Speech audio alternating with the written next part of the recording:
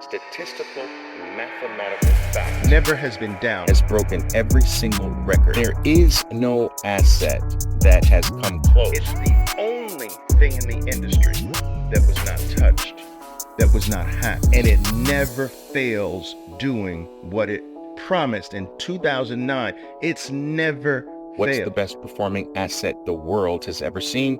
And you'll find out that it's Bitcoin. I am your 13%er. You're a Bitcoiner. My name is Oliver Velez.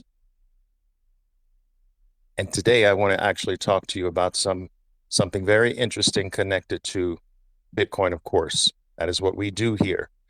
Now, so many people ask me, Oliver, what does 13%er mean? And I take the opportunity at the top of every single space that I do here to briefly explain that.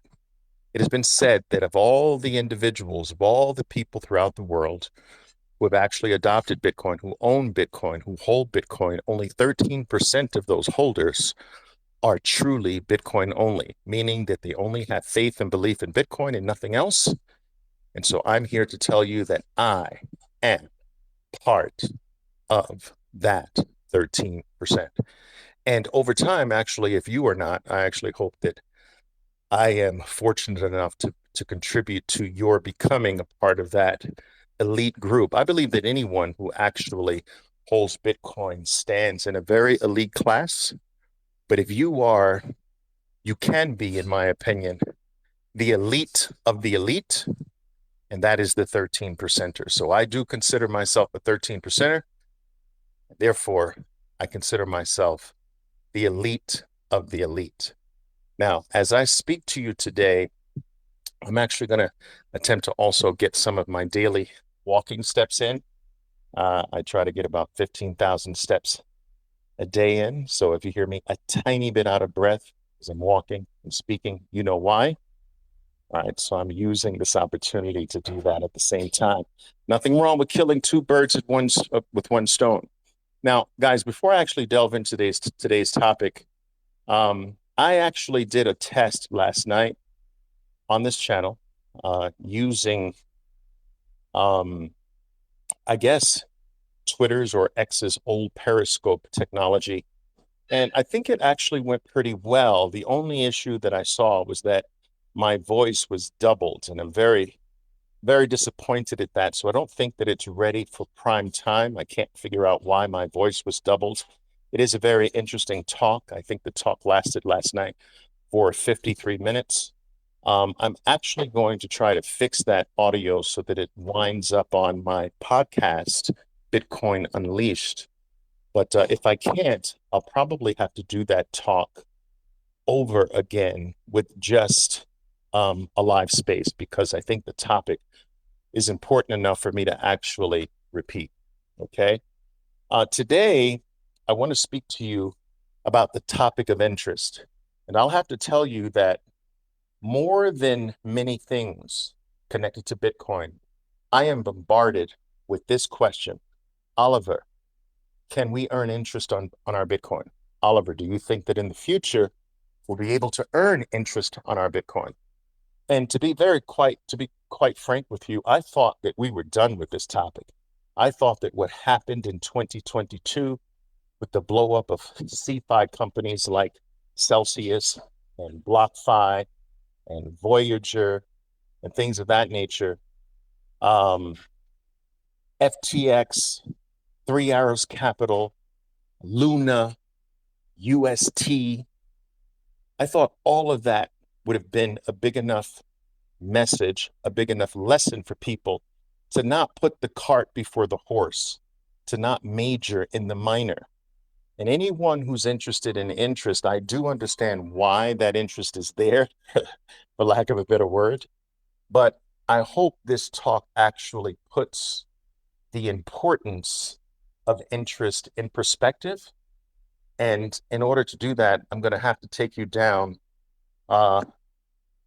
memory lane. Well, not memory lane. I'm going to have to take you into a bit of history regarding interest itself. But TLDR, for those of you who can't stay till the end of this, TLDR, interest is a scam. It has always been a scam. unfortunately, it's become less and less and less, or the impact of that scam has become less and less on human beings. But I believe that Bitcoin has come into being at exactly the time when human beings need to understand, in my opinion, that what has been proposed to us as being sound and financially intelligent is actually nothing more than a scam. And I am not saying that there aren't really some forms of interest that might be, and I put that word might in quotes, but I've come to realize that in most cases, earning interest on anything is a greater benefit to the entity or the person that's paying the interest than the person who is receiving the interest. I'm also a big believer now, I wasn't always, but I'm also a big believer now in the fact that interest has become a necessity in modern society, largely because the financial system is broken. Interest is not necessarily required in a financial system, a monetary system that is not broken. And so interest has become a necessary evil to prevent oneself from actually perpetually losing or staying behind the eight ball or being completely debased. When you have a system, a financial system that is not predicated on basing the many for the benefit of the few, interest is absolutely unnecessary. Let's see if you agree with me by the end of this talk. Now, I will have to say, as I always do, that guys, if you are here for the first time, I think it's important for you to understand that I do not pass the mic. I don't do that. Perhaps sometime in the future, that will be the case, but I feel that based on my style, it is far more productive for me to give you a monologue and to sort of take your questions toward the end of that monologue. In addition to that, these talks do get chopped up and included in other forms of media. So clips will be made from it that drive certain points home in the future. This live talk will also wind up on my Bitcoin podcast called Bitcoin Unleashed. Please look for that podcast, if you will, on Fountain, where you can earn sats just listening to me talk about Bitcoin. If you find anything I have to say of value, it'll soon be on Spotify, all of the other podcasting networks, Spreaker, and the like. All right. So now that we got that out of the way, why do I believe that interest is a scam? In order to answer that in more detail, I'm going to first have to go through a little bit of history. I think it's important for us to understand that interest, or first of all, let's understand what interest is.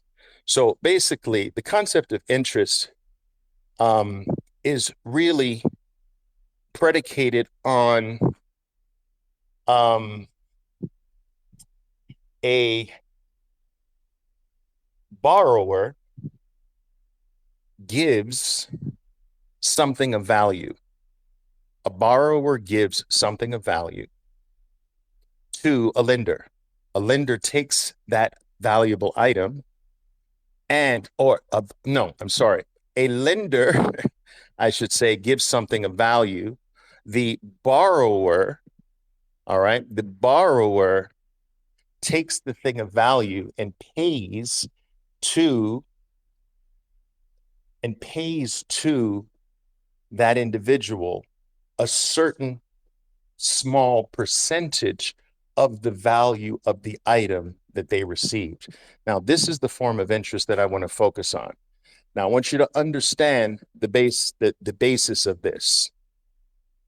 I give you $1 million, okay? I give you $1 million. You give me $30,000 annually in exchange for my $1 million. Now, I ask you right now, before I delve into this, is that a fair exchange? I've given you $1 million. You give me, and you take my $1 million, and in exchange for my $1 million, you give me back $30,000. That doesn't even from a cursory point of view, that seems like a very, very bad exchange, does it not? Anyway, that's the basis of interest.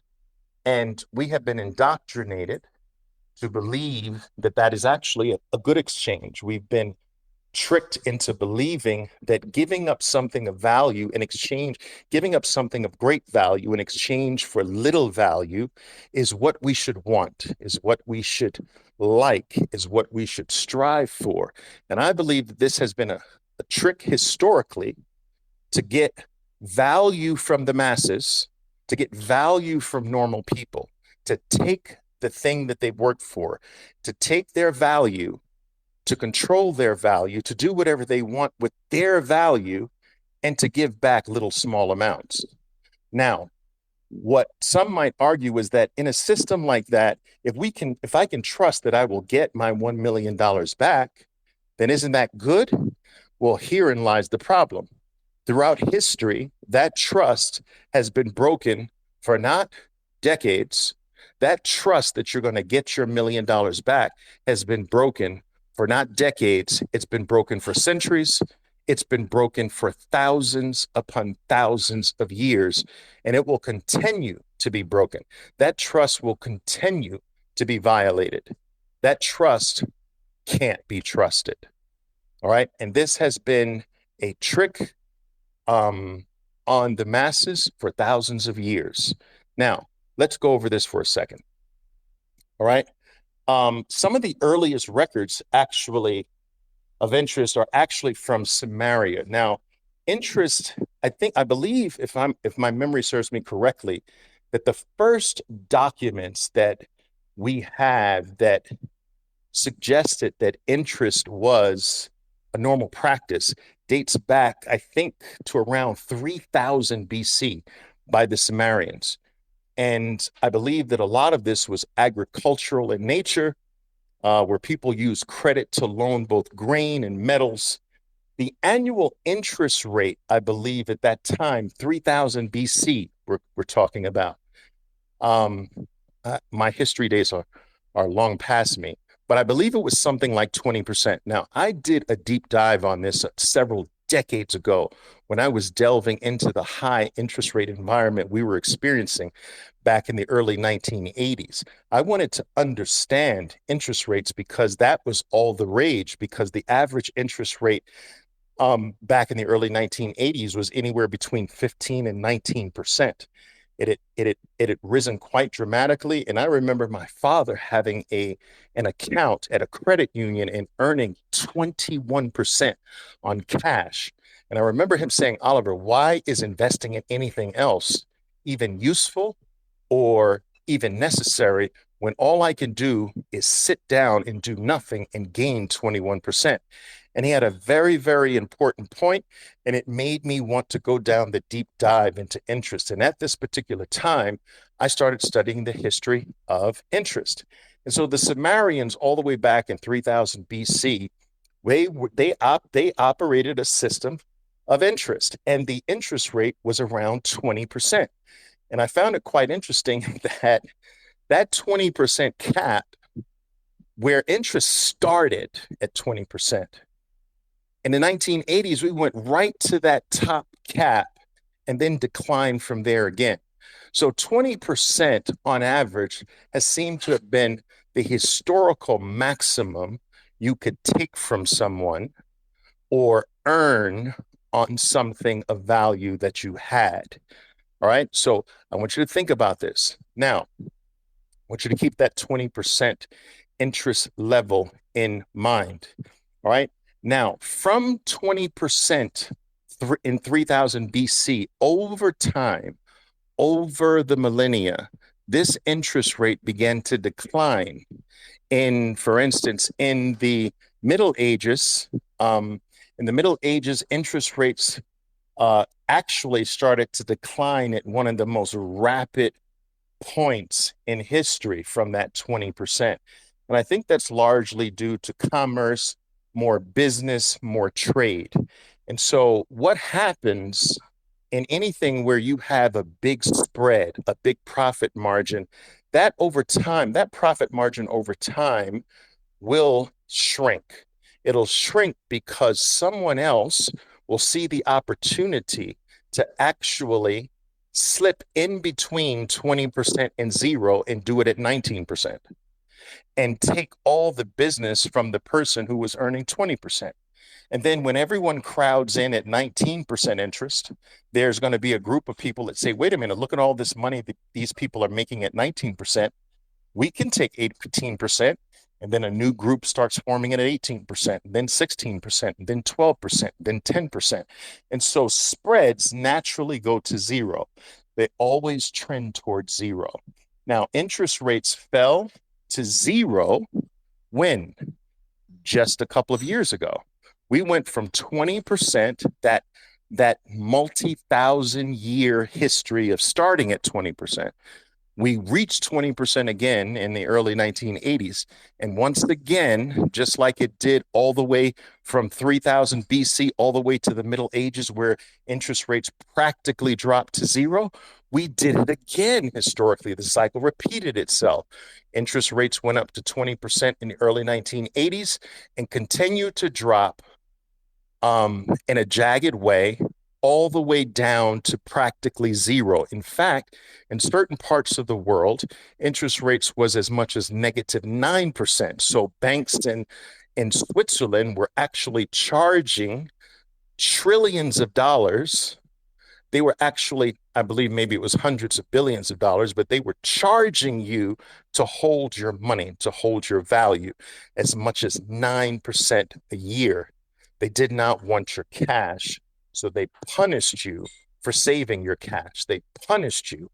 And so I just felt it was important to understand this cycle of 20% to zero, 20% to zero, 20% to zero. Now, throughout history, because of this lack of trust, this breakdown in trust, where I give you my asset to earn this 20% or 15% or 10%. You take my value. You promise that you're going to give the value back to me. But lo and behold, I realize later that you've stolen my value and I can't get the value back that I gave for this little bit of interest. Or you've lost the value that I gave you, or you did something nefarious with the value that I gave you. Either way, this trust of getting back your asset has this trust has been broken over and over and over again. And what we've seen in recent times, especially in the crypto space, is exactly that. People gave up their value with the promise that they were going to get 20% in Luna, or they were going to get staking here and staking there, only to find out that the company either goes under, does a rug pull, runs away, goes into bankruptcy, and they have absolutely nothing. This has happened throughout history over and over and over again. Another way that interest has been used against the masses, if you will, not just to take their value from them, but it's also been used to help enslave the masses. So applying an interest to anything and everything actually keeps the masses on the hamster wheel, if you will. So interest has been used to perpetually keep nations and mass societies in debt to a specific system. Taxes came into being to add on top of this interest. So, because if I create a system whereby it is impossible for you to get by with your wages, so you give an honest day's work, but still it is impossible for you to support yourself. So you need to go to someone that potentially can fill in the gap for you. And that gap is, a certain amount of dollars or what have you, whatever you need. You don't have enough to buy another goat. You don't have enough to buy another mule or what have you, because the mules that you have are not enough to carry around your trinkets to sell. So if you had one more mule, your family could actually eat better. So you would need another mule, and you would go basically borrow another mule or borrow the resources to get another mule just to survive. And so interest would be applied to that mule until it was paid off. So when you have a system that is predicated on ensuring that the vast majority of people stay behind the eight ball, that a vast majority of people can't make it normally on their wages and have to go into debt to actually survive, you actually create a pseudo form of slavery.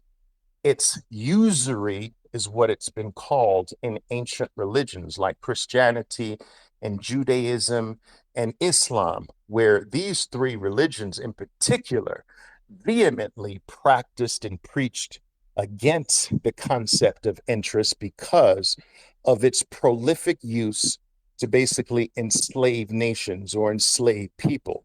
And so it's practically historically been a way to siphon off the general populace, to keep them working for you, to keep them going out, expending their energy and bringing it back to you. And so many of these interest loans were designed to have you never have to pay, to never be able to pay it back, so that you have to actually work for me your whole life until you die. Most people today are locked into that same system. We have glorified debt. We've glorified having credit cards.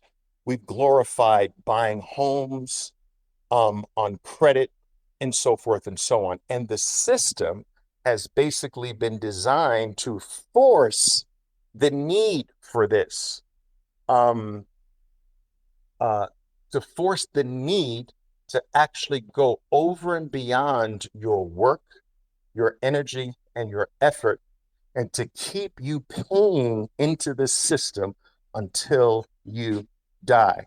Now, the very few historically have controlled the interest machinery, right? The interest machinery has historically been controlled by the few.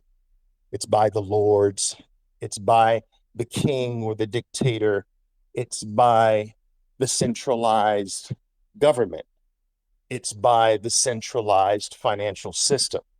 We have been taught that interest is good. So I'm not quite sure if I'm making myself clear.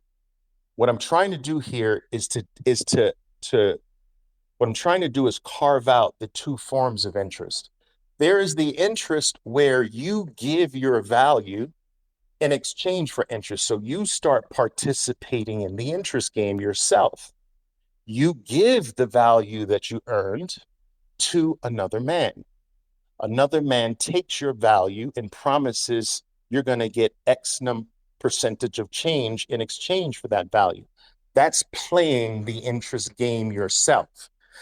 Then there's being more of a victim of the interest game where you can't make it based on your wages, based on your work as a human being. You need the help of another man to actually feed your family, to make it, to get things done. You go to this man provides you what you need, but puts an exorbitant cost on top of that to ensure that you work for him much longer than it takes to actually pay him back. A form of usury, a form of modern day slavery. So, why do I say interest is a scam today? The type of interest that I'm calling a scam is the type of interest that is connected to the One form is slavery. The part that slavery is the part where your work is not sufficient to support yourself, so you must go to another man. All right? That's slavery. The other part is a scam where you have actually worked for something. You have built something up. You have created value from your human effort. But now another man takes that value away from you. He claims that it's really yours, but throughout history, possession has always been 9/10 of the law. So it is not yours. He who possesses the value is the owner of the value, not the lender of the value. He who has the value owns the value 9 times out of every 10. And this is the way the current financial system is built. It is built where when you give your value to a bank, if you read the fine print, the value, the money you deposit in your bank is not yours. Just read the fine print. You are loaning to the bank. And the moment you deposit into your bank, that money ceases to be yours. What becomes yours? A promise becomes yours. Now, that promise has historically been broken over and over and over again. All right? That's the part that's the scam part. So there's a slavery part and there's a scam part, right? Let me actually take a sip of tea here, guys. Give me a second. So why this scam part of giving your value to another man and receiving a slip of paper promising you that you're going to get it back? This is the scam part, because in many cases, you don't get it back. In other cases, you get back less. Let me give you an example of how you get back less. You give $1 million to the US government for a 30-year treasury bond. In exchange for this treasury bond, you get 4% interest a year on it. So you're going to get 4% interest a year. So you're going to get 40,000. You're going to be able to live off of this $1 million, $40,000 a year. Okay. At the end of 30 years, the government gives you back the whole entire principal of $1 million. But 30 years later, that $1 million now buys you $400,000 in goods and services. So did you get the same $1 million 30 years later that you gave 30 years? No, it is not the equivalent. It has been debased on you. It has been reduced. Its power has been sucked out by the individual or the entity or the government who received it on the spot all at once at the same time. You're the loser in that scenario. Well, some people say, well, Oliver, what about the 5%? Doesn't the 4 or 5% make up for it? No, it does not, because you have to pay taxes on that 4 or 5% that you earn. So let's take 1/3 of that away. All right. Then there's inflation. Let's take the inflationary. Let's take 2 to 3% inflation. Now it's higher per year. So you've got to combat taxes. All right. You've got to combat inflation, and you've got to combat the monetary debasement of the currency itself. Every single new dollar in existence reduces the ownership percentage that you have in the entire system. And this is what Bitcoin has come into being to make completely unnecessary. Now, we have become so indoctrinated to believe that earning interest is a good thing because it's been designed that way. It's been designed to promote the idea that you should seek interest, because the system wants your value now It might deliver the value back to you, but it won't be the same that it delivers. It won't be higher. It'll be lower in value.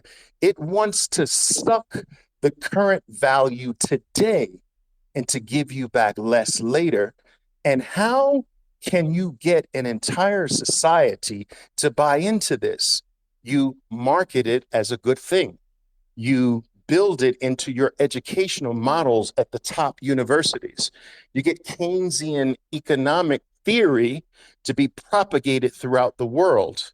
You support this with advertising and marketing and books and courses and things of that nature. Why? So that the system says, oh, you have value today. Give me the value. I'll give you change in exchange for the value today. I will use it however I want to use it today. And I may give it back to you. I may, if I do, it'll never be the same thing that you gave back to me. And so we have been indoctrinated to believe that the change part of it is the good part, not the value that we've given. We've literally been brainwashed to believe I give you $1 million, you give me $30,000 back. And I actually hail the 30,000, not the 1 million I gave you. I hail the Bitcoin that I gave you. I give you a full Bitcoin and you give me 6% of it back. I hail the 6%. I've lost my Bitcoin. I don't have it in my own address.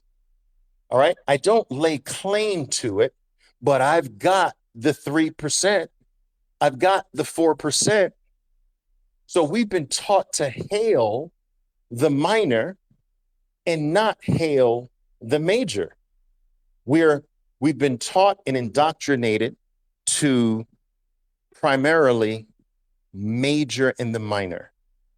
And this has tricked society for time immemorial. Now, I'm not saying that there aren't some smart individuals out there and organizations that know how to manipulate that system and play it well. I am not talking about those. That's the very, very tip of the iceberg. That's the less than 1% of all human beings on Earth that have the connections, have the power, have the wherewithal to play that game to their advantage. I am talking about the human race.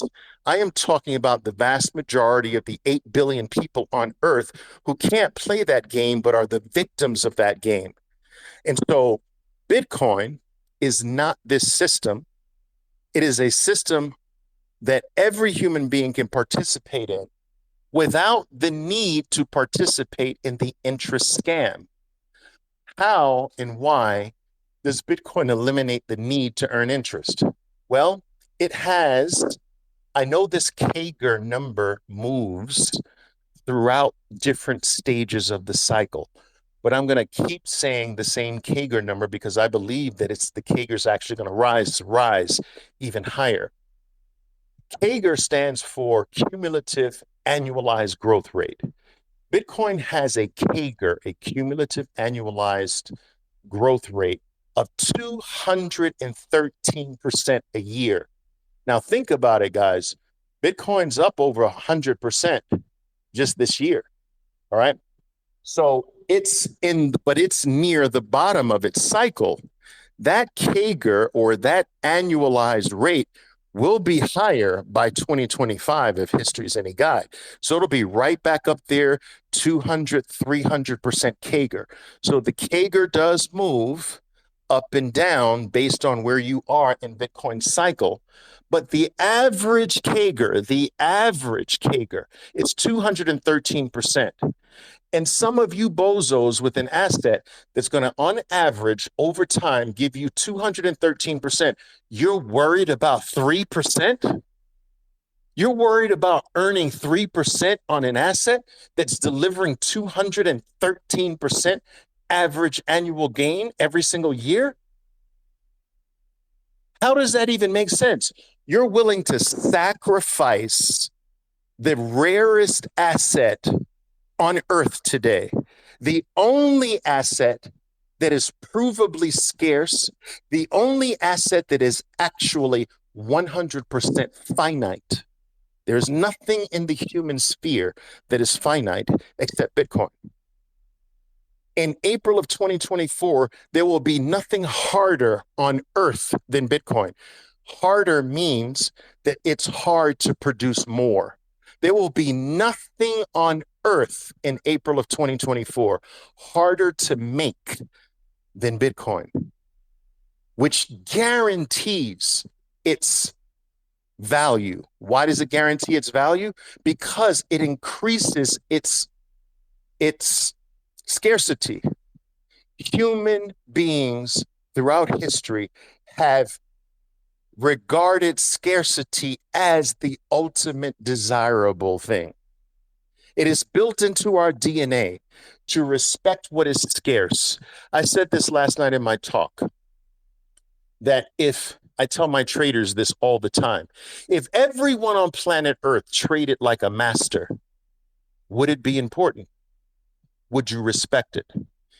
If someone asked you, oh, what do you do for a living? You say, I'm a trader. Everybody's a trader, dude. Well, how is that special? Tell me what you really do. Most people on Earth can walk. All right. And if you say, what do you do for a living? I walk. Nobody's going to respect that because most people walk. Babies walk. Now, I know there are always exceptions, so let's not go down that stupid path. I do understand that. And for them, walking is scarce, so it's valuable.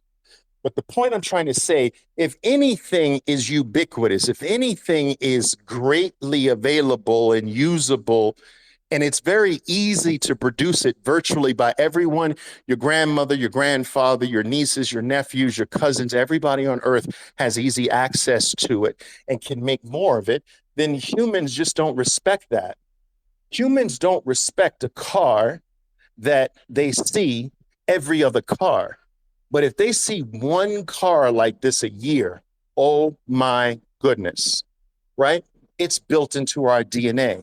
So scarcity guarantees scarcity along with some utility, guarantee or desirability, I should say. Scarcity and desirability, that's the key. Scarcity and desirability guarantees value. And if something becomes more scarce, it becomes more desirable, which guarantees that its value rises. And as long as that combination stays intact, it will rise forever. Yes, forever. And I'm tired of actually people saying, Oliver, come on, nothing goes up forever. Well, look at the US debt. That's going up forever. All right. Bonds have been going up Apple's been going up for what? 48 going on 49 years. All right.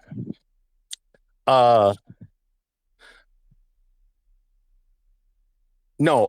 Yeah, Apple's been going up for 48 years or whatever it is. Microsoft's been going up for 45 years. Amazon's been going up for 27 years. Google for 25 years.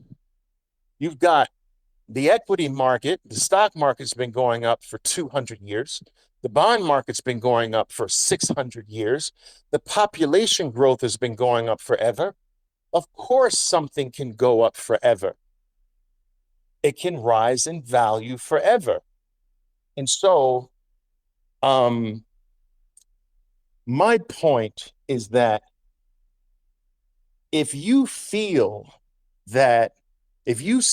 feel as though the game of interest with your Bitcoin is the way to go, if you feel that this is an unproductive asset unless you earn something on it, you are still brainwashed, right? This thing goes up 213% a year on average. You don't need interest on that. You store that. You don't risk that because There's going to be a point in the future where once you give your Bitcoin away for some change, I promise you, you're not going to get it back. Trust me when I tell you, as Bitcoin becomes more valuable, you will not get it back. They would rather default on you. They would rather steal it from you and deal with the legal consequences and hope that you go broke fighting them. They won't give it back. Let me give you some statistics.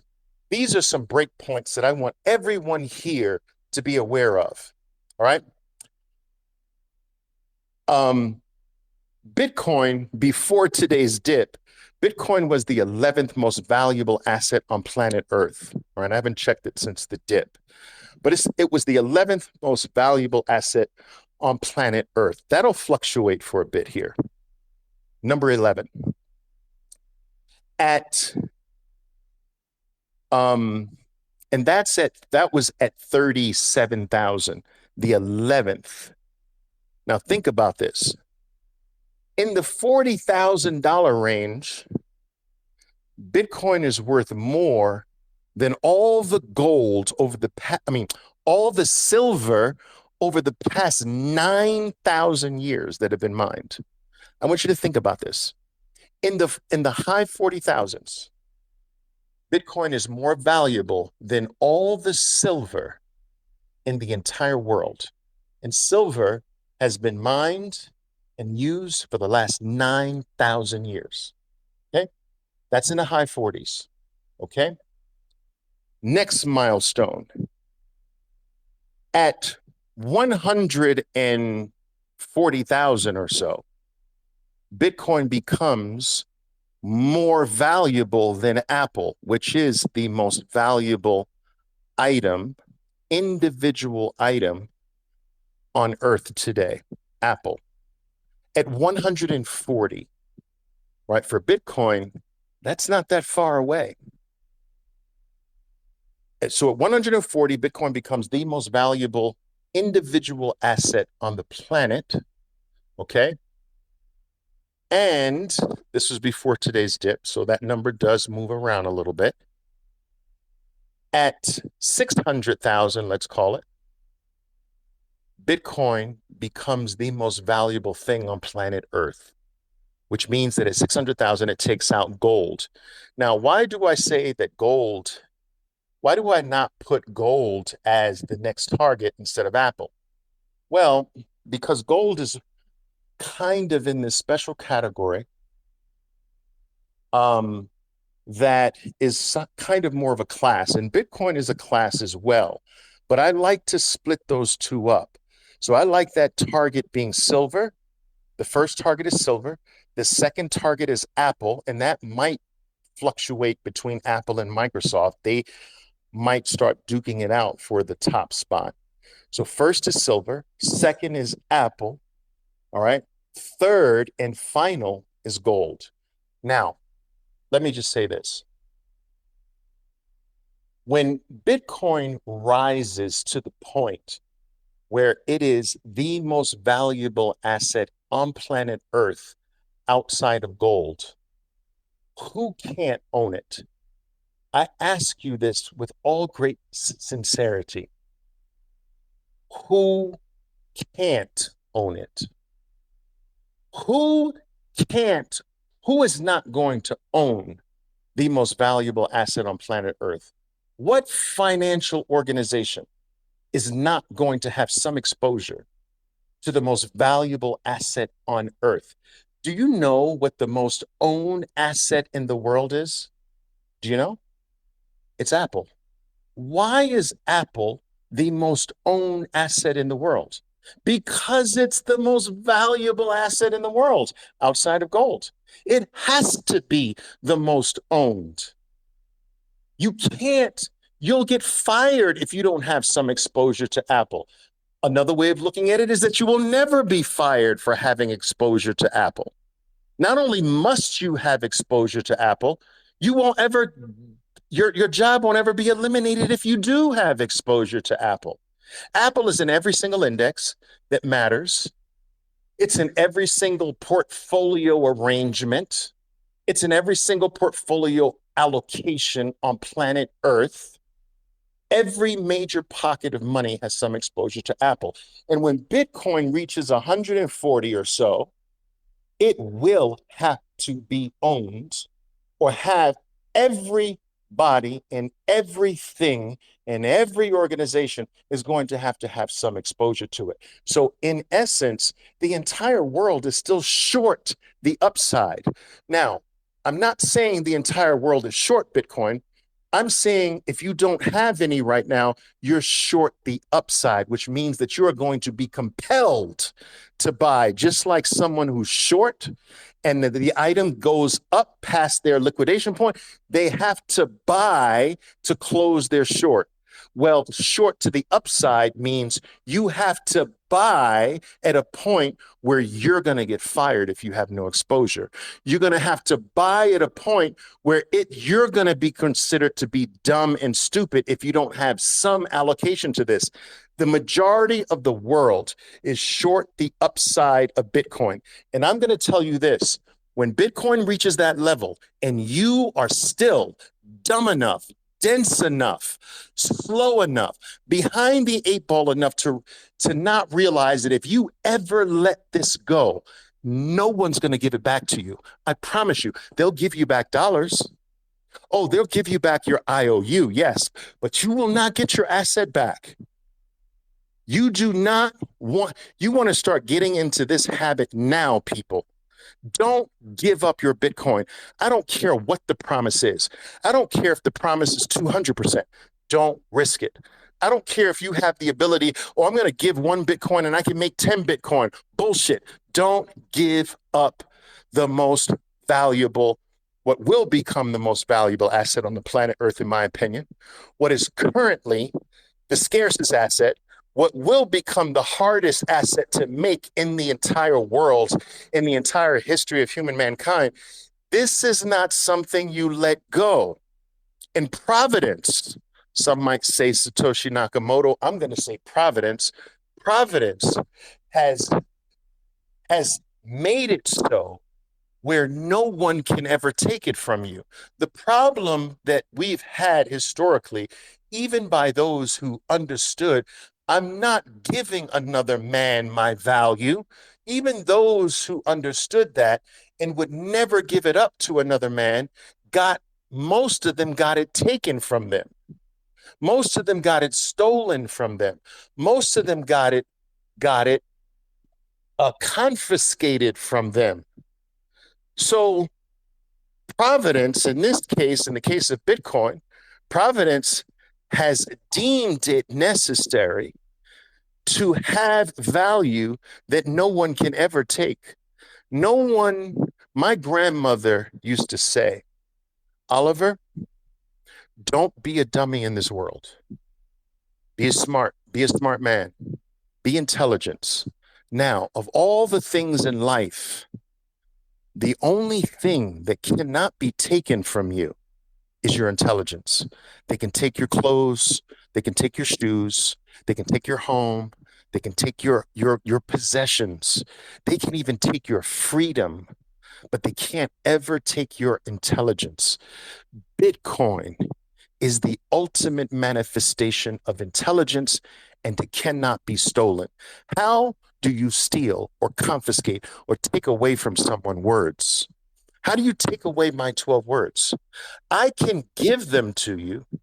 You can maybe torture me, and maybe instead of dying, I give it to you, or maybe I die. But still, it's going to come down to my choice to give it to you. That choice might be a choice I don't want to make, but still, in any scenario, the only way you get my Bitcoin is for me to pass my intelligence to you. And so we, for the first time, have something that can't be touched, debased, robbed, stolen, diminished, made bad, and confiscated in any way by another man. For the first time, we have something to place our value in, and it stays there. Now, some people say, well, Oliver, what about the vacillations of that value? That value doesn't vacillate. That value that you store in Bitcoin doesn't ever change. Let's understand this right now. Bitcoin is not volatile. It is the US dollar's opinion of Bitcoin that is volatile. The US dollar doesn't know what to make of this thing. Sometimes it says, wow. Sometimes it says, eh. Sometimes the dollar says, this is poo-poo. And another time it says, oh my God. The dollar's opinion of what Bitcoin is what's moving. Bitcoin doesn't move. Bitcoin doesn't change. Bitcoin doesn't waver. Bitcoin doesn't alter itself. It doesn't change its mind. It doesn't break its word or its promises.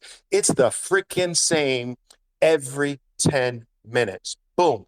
Tick, tock, next block. It doesn't care what you say about it. It doesn't care how many negative articles you write about it. It doesn't care what nation state wants to try to attack it.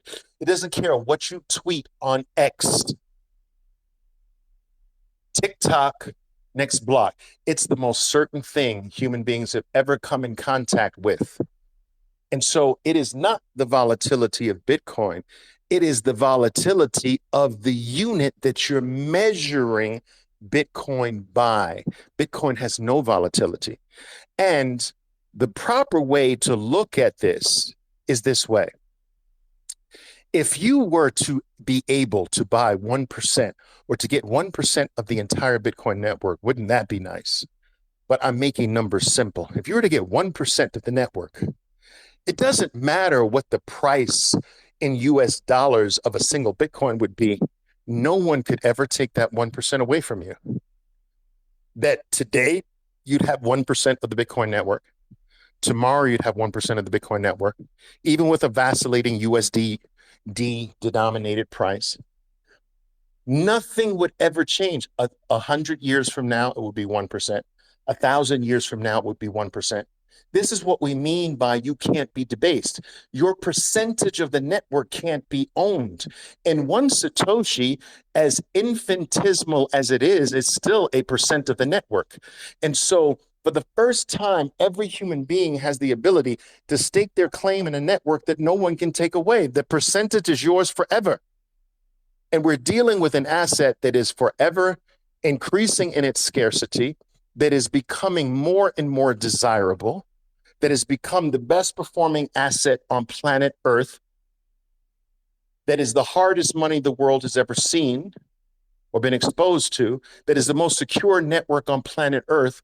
And it's accomplished all of that with only half of 1% of the world having adopted. Where the heck are we going to be with 1% of the world adopting it? OMG, no? 5%? At half of 1%, we're already at 35,000. At half of 1%, it's already the 11th most valuable asset in the world. At half of 1%, it's already the 20th most valuable currency on Earth out of the 200 out there. At 0.5%, it's already the most secure network the human race has ever had access to. At half of 1%. And I'm here to tell you, people, that half of 1% is not going down. It's only going up from here. It's not going to go from 0.5% to 0. It's going from 0.5% to 1%, to 2%, to 3%, to 5%, to 10%, to 20%, to 60%, to 80%. We've got a long, long, long way to go. And so my main message here for you today is this. You had better get in the habit right now of never even being enticed, thinking about for 1 iota of a second to give up your keys, to give up what is going to become the most valuable thing on Earth. Because as this does approach that level, you think that people want to steal your Bitcoin now. You think that there are hacks that go on that take advantage of people's lack of education regarding security of their Bitcoin, saving their seed phrase in password managers and on the internet in a file on Dropbox. If you think that hackers and thieves are taking advantage of that now, where do you think, what level do you think that's going to be at when Bitcoin's 100,000? When Bitcoin's past 140 and is the most valuable thing on earth? What's going to happen when every human being knows that the most valuable thing on earth is Bitcoin? What do you think is going to happen? Do you understand that the X that you're going to have on your back? I sacrifice my privacy to help you understand this. I know I have an X on my back. Anyone who talks about this has a big giant X on their back. All right? I have just locked down my security where I'm just going to have to die because I can't even get at it. So the point I'm trying to say is you want to get into the habit now of the highest level of security that you possibly can muster. You want to plan now for this. You want to plan now where you get in the habit that I will never give you my keys. What are you, crazy? You think I'm dumb enough to trick me into giving you this? And you're going to give me some change back and I'm supposed to be happy? I'm not buying that bullshit now. This is the new world. This is the new era. We live in a completely different world. The digital world is different. I don't have to do that with you in this world. I don't have to do that with you with this asset. This is my life. I've given my life for this Bitcoin. And that's exactly what you've done. I've given my time, which is what your life is made up of. I've given my time for this Bitcoin.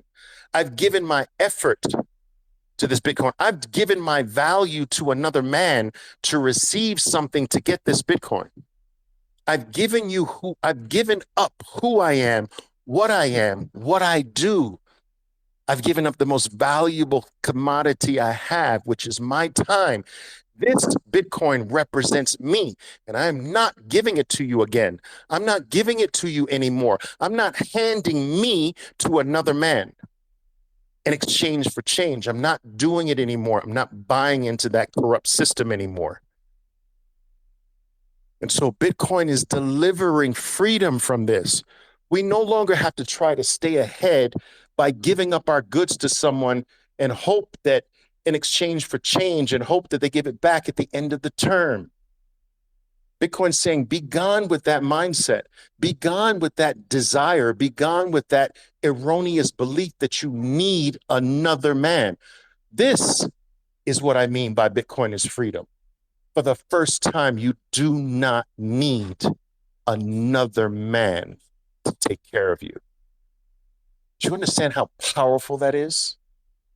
You don't need permission from another man to get your money out of a bank. Do you know how powerful that is? You don't need to succumb to, oh, I can only withdraw out of an ATM $500 a day, but it's yours. We don't need to succumb to that nonsense anymore. We don't need to succumb to the rules where, oh, I didn't know that when I deposit my money in the bank, it's not mine anymore, it's yours. We don't need to succumb to this clown world anymore. We are free. And this will become realized deeply, increasingly as time goes on. We are just early.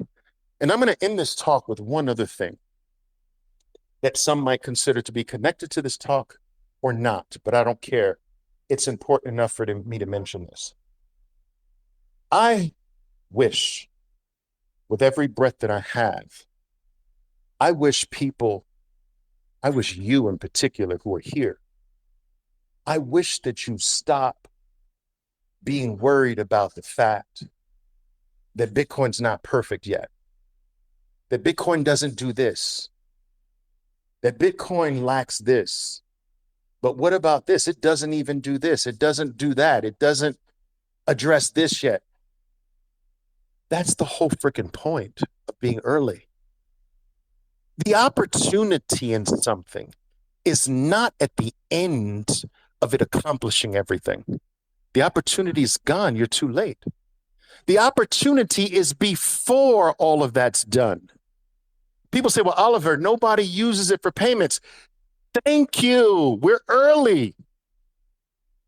Oliver, only one country in the world has adopted it as legal tender. Thank you. We're freaking early. What do you want me to start joining in after every single country in the world has it as legal tender? After every single human being's sloshing around Satoshis, that's the entry point? Are you stupid? You don't want it to be perfect now.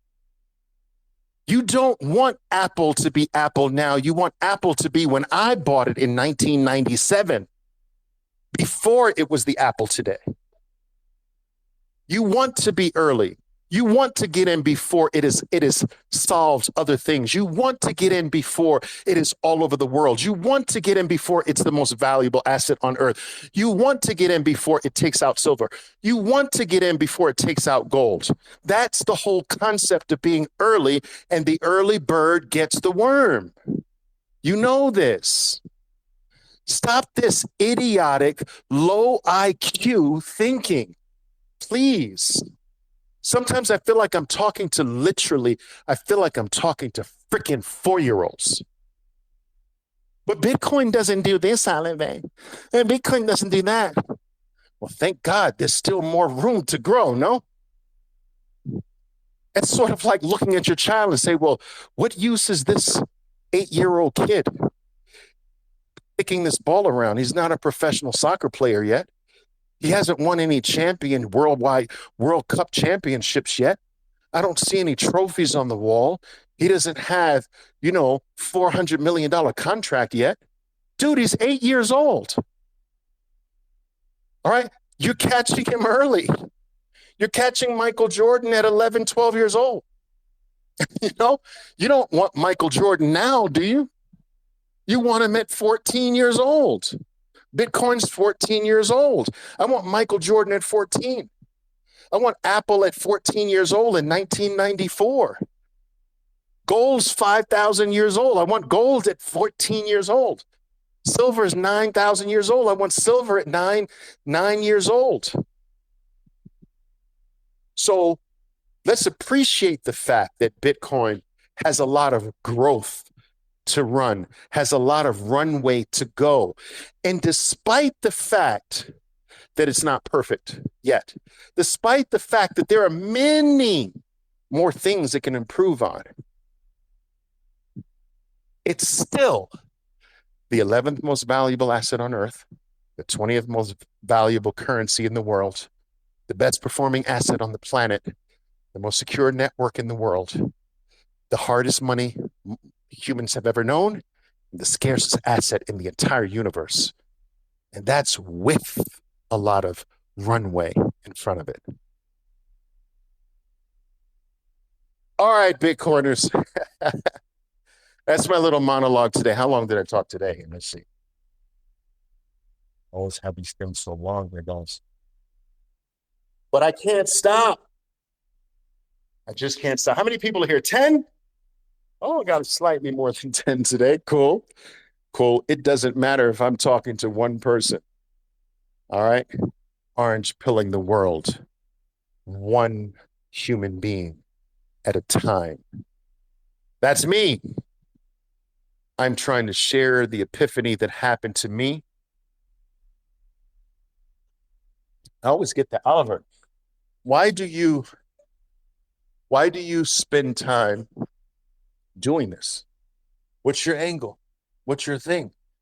What are you trying to get? What's your purpose? My purpose is just to get you to look. Just look. That's all. Stop reading what other people say and look yourself. Don't stop stop relying on second and third party information. Look for yourself. Okay? Do that. That's all I want. That's all I ask. Don't ask you for money. I don't ask you for favors. All I just ask is that you look. What kind of human being would I be if I have found an escape? What kind of human being if we are all enslaved together and I have found freedom? What what kind of human being would I be if I told no one? What kind of person does that? This is the type of thing, this is the type of light, this is the type of hope that you want to give, that you want to share. You want others to see it, not to validate what you see. I don't do it because I want validation.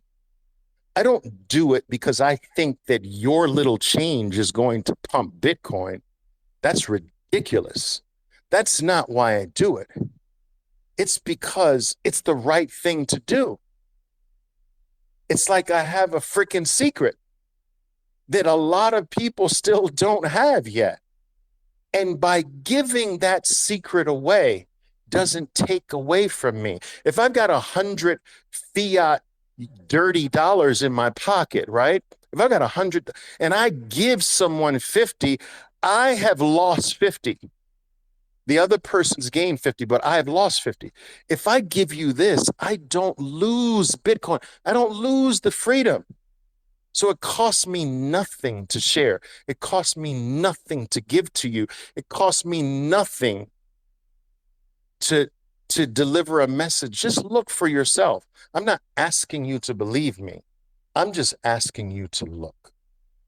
That's all. All right, guys. I don't know if there are any questions here, but I'll check. I will check. Let's see. I'll take a few questions because I think I've gone long enough here. All right. Let's see. Eric Stolz is saying, Oliver, please reiterate this concept of debasement of the 30-year bond in your next post. This is an extremely important concept. Yes, it is. A lot of people aren't aware that the whole a bond is a long-term bond in particular is the stupidest asset on planet Earth. I could never get into bonds. And not as I could never recommend bonds to anybody because I understand fiat debasement and how you don't get back the same value. If you look at the dollar chart that I keep posting over and over again because I want to stick it in your face over and over again, that you are holding a falling knife and you think you're safe, that you are holding a melting ice cube and you think you're safe, you think your future's safe, you think that's protecting your family, and it is not. And by giving the value that you have today over to another man, United States government representing other men, you give your value today, they do whatever they want with your value, and they hand you back less than half of that value, and you think that's a good trade? And all you got in the middle of it was a taxable little stream of tiny pigeon pickings? Really? That's the bond market. Now, of course, there's a way to play bonds a different way, but that's not the average person. All right. So yeah, we can keep harping on that. All right. Let's see what else here.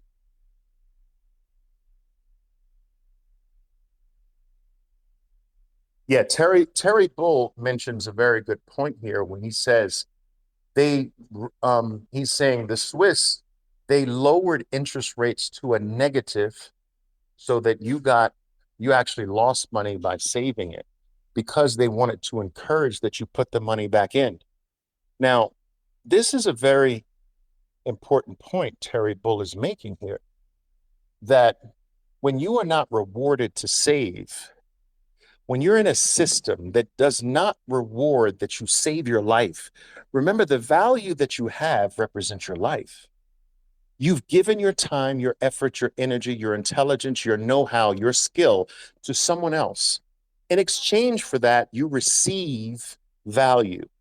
Now, the intelligent thing is the value that you don't need right now, you should save it.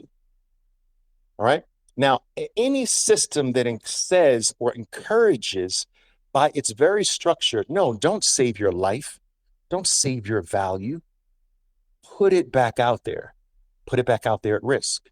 This has been glorified as being intelligent, but it's a way, like it's the way of the casino. The casino, you might get lucky and win value at a casino. The casino doesn't want you to leave with that. It doesn't want you to save it. It wants you to stay, because the longer you stay in the casino, the longer you keep putting your money back into the system, the more guaranteed that you walk out with nothing. So no, don't save it. Please, by all means, don't save your life. Don't save your value. Put it back in. Keep risking it. Keep playing roulette so that the system eventually takes it all. And any system that's designed to encourage that you don't save, but that you spend, creates a frivolous society, a society that will go out and blow $5,000 on a purse with somebody other man's name on it, or a freaking t-shirt made in China or Taiwan, slapped with another man's name on it, $120, becomes a frivolous society. Why? Because the system is designed to promote that.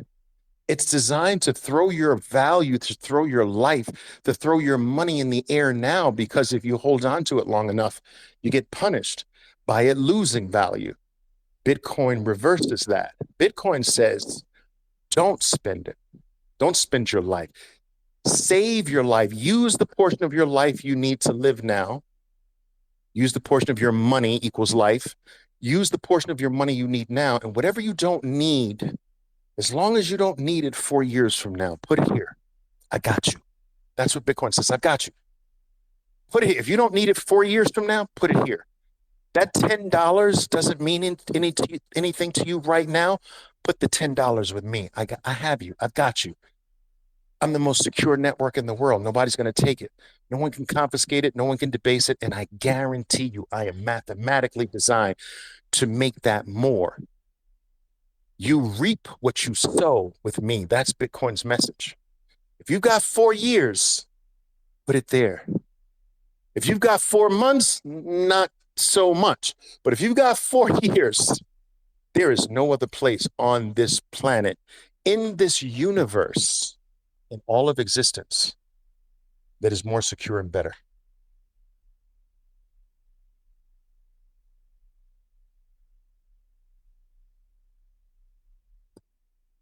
Rob is asking me, are GCICs bad, Oliver? I've locked some in for a year at 5%. If you're going to play that game, playing the short-term period, like a year or less, I think is the best way. But I do believe that there's still huge opportunity costs with locking away fiat currency now. Where we are in Bitcoin cycle now, I wouldn't have my kids lock away fiat currency in something for a year. I'd tell them to put it into Bitcoin.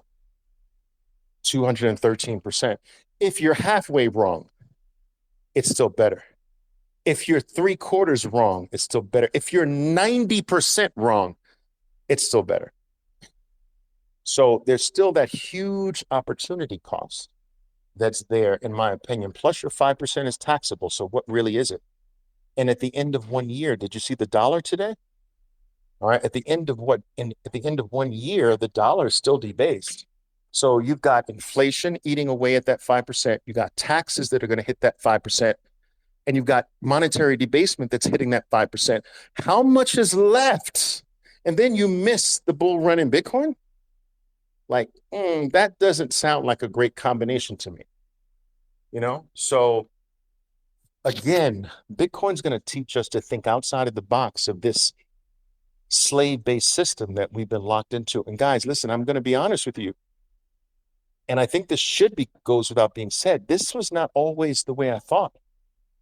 I vied to be in this world, in this industry. I wanted to be a king of the universe in that financial system, in that financial world. I wanted to manipulate like everybody else, and I did. I wanted to take from others like everybody else did, and I did it well. Because all it is taking from people. That's all it is. All right? It's a zero-sum game, and it's designed that way. It's designed to trick people into handing you or to handing the market their value. And I participated in that, and Bitcoin showed me the light. And so now the least I can do is to try to show you from someone from the other side, is to show you how with this option, we don't have to participate that way. We don't have to bring ourselves down to that level anymore. And we don't have to be victimized anymore. People are so brainwashed to giving their life to other men that they are fighting now to not be free. They're saying, I don't want to secure my own value. I want another man to have my value. I don't want to keep 12 words secure.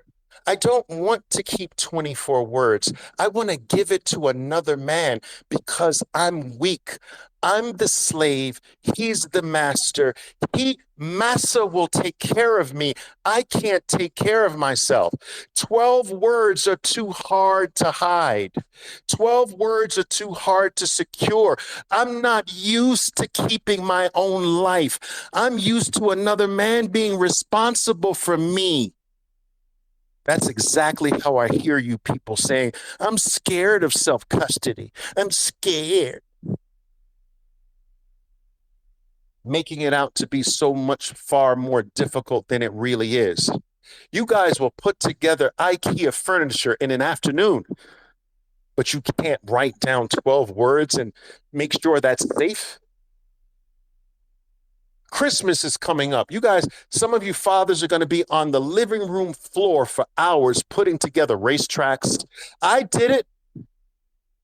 Racetracks, you're going to be putting together doll houses that take you 4 hours and half of your manly tools to put together.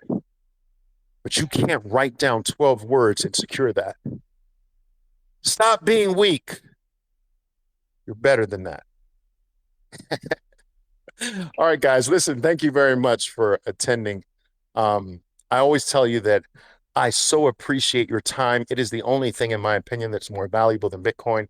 You have given me that today, whether you are listening to me live or in recorded form. It is something I don't take for granted. And I'll tell you, every single time I'm afforded the opportunity to speak to you through a mic, on a podium, on stage somewhere, online, I try my very best, I do this honestly, to give and leave something of value. I hope I've done that here today.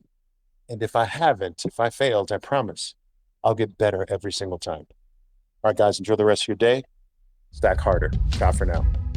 My name is Oliver Velez, and I am your 13%er Bitcoiner.